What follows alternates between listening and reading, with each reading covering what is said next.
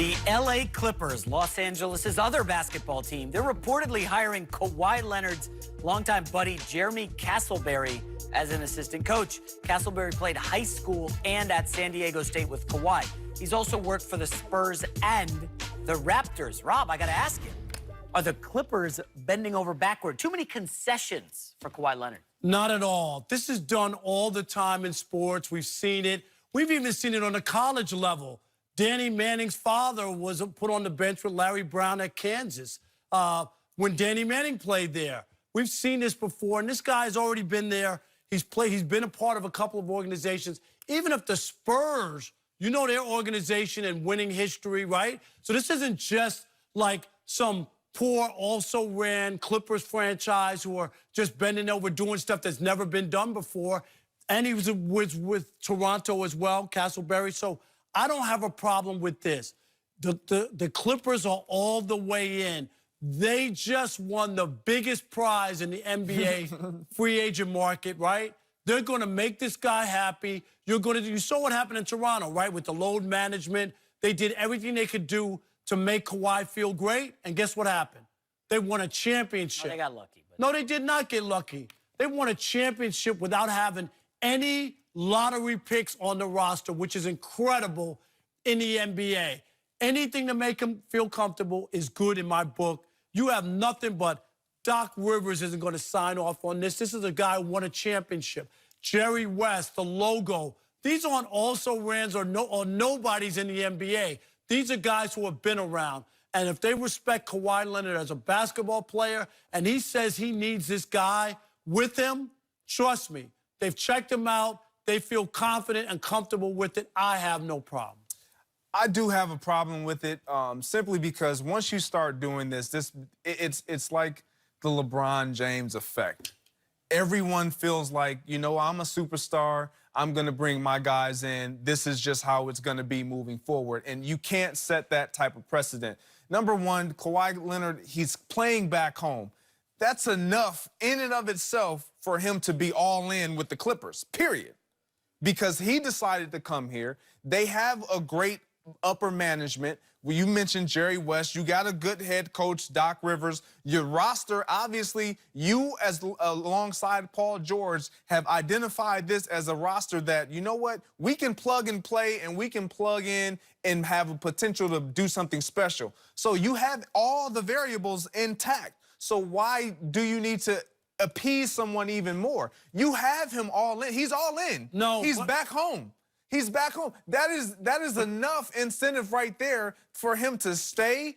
And if we continue, if we win, he's in. We don't have to start to do all. So you're telling me you would have told, if you were with the Clippers and Kawhi Leonard said, hey, Greg, I need to bring this guy in. You would have said, no, we can't do that. Is that what you're saying? I'm not saying I would have said no, but I would have vetted, which I'm sure they did. Yeah, of course. I would have vetted him out, sifted everything out, and then made a decision that was based on the benefits of our organization, not just a player. Greg, you're crazy. No. I do not believe in any way as an executive you would turn down a guy who's already been in this position with two other franchises, places that he both won championships, and Kawhi Leonard has a chance to be the first player to win a championship with 3 different franchises, and this is what works for him. It worked in San Antonio with Pop, of all coaches who agreed to this, right? It went to Toronto. They decided they're going to do it as well. And here, I think this is a layup. There's no discussion to have. He's my guy. He played high school and college basketball with him. There's something about him that I need that helps me out. When you dig into Kawhi Leonard and start reading about him, he's just a different dude. He's not going to be that guy who's like the camaraderie, hanging out, partying with the guys. He's kind of off to himself, and he needs that comfort level of having his boy, and that's why the Spurs, as you said, Pop brought him in. We did a fun episode on the Cowherd Show, dating game, and I actually said the Lakers should reach out to Castleberry and say, bro, wait, we're bringing you in. Come on in. We'll put you on staff if Kawhi comes here. I think any team that would have signed him would have. No, Miami Heat, Charlotte Hornets, bring him on the coaching staff, put him in the second level. You know, he could carry Kawhi's jockstrap. Greg, your point is well taken about most players don't get that clout. But this is an extra... This is Kawhi Leonard. Right. Extra special Listen, right player. now, I'll put this out there. Giannis's younger brother is a marginal NBA player, maybe a G League guy.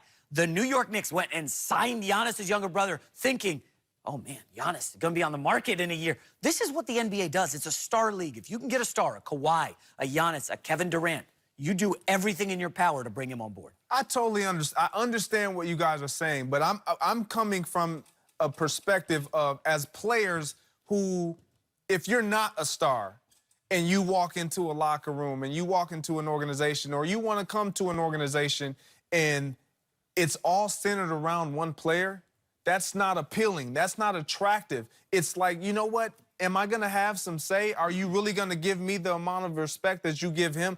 I get it. It's Kawhi Leonard. He deserves it. He's earned it.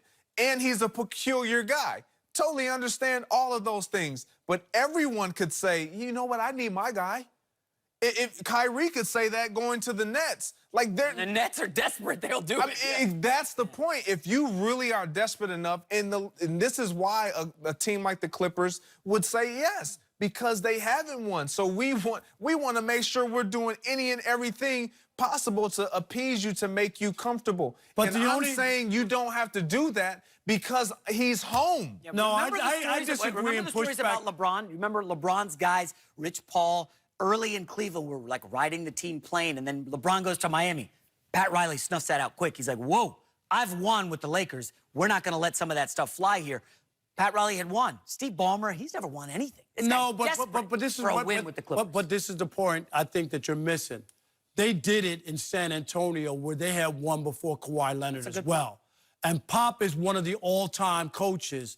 So this is not, to me, if there would have been any pushback, it would have come from Pop, because it's a kid from San Diego State, right, who won the lottery pick. And for them to do that for him, Kawhi there, makes a lot of sense to me, that they're not bringing in his buddy from the block who doesn't play basketball. And do you know what I mean? This guy played basketball. He obviously adds something. He was a teammate in college. This is totally different. So I don't know how you can look at what Pop and the Spurs had done previously and not think, if you're Toronto, yo, this is what they did. Of course, we're going to sign off on it. And the Clippers. This is not because the Clippers are the also-rans of the league and they're just bending over and doing whatever he says. They're following what has worked for this guy. All right, coming up next, back to the most heated discussion we had so far today, is Antonio Brown handling his helmet issue the right way. Former NFL head coach Jeff Fisher stops by. We're going to discuss that next.